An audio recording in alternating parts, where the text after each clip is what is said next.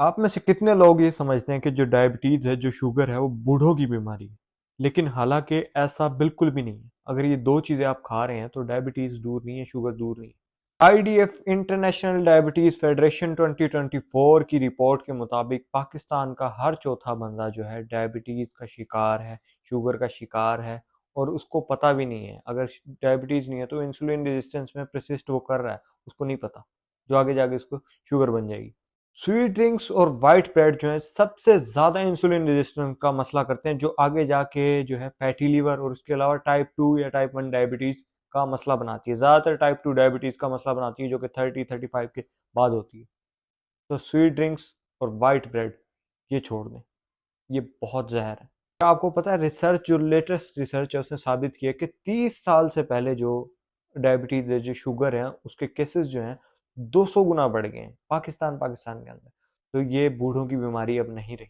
अगर आप इसको नज़रअंदाज करेंगे तो ये आपकी बीमारी बन जाएगी।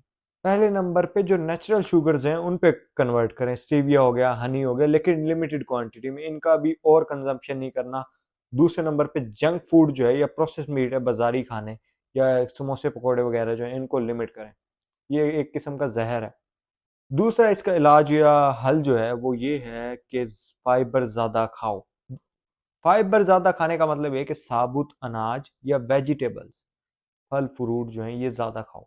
ये दूसरा इसका हल है या प्रिवेंशन है, आप बच सकते हो। आपने ब्लड शुगर चेक करवाया और आपका ब्लड शुगर जो है फास्टिंग में 100 से ज़्यादा है, 125 से ज़्यादा है, तो आपको जो है, अगर 100 से लेकर 125 तक है, तो फास्टिंग आपको जो है, ब्लड शुगर लेवल जो है वो ज़्यादा है, प्री डायबिटीज़ की स्टेज में, यानी शुगर की स्टेज में आप दाखिल होने वाले हो।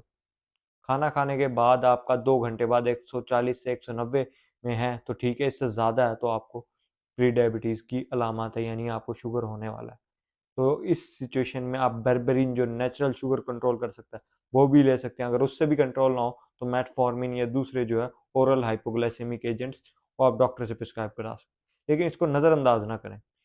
सेहत पर नज़रअंदाज करने वाला शख्स इंतहाई बेवकूफ़ होता है।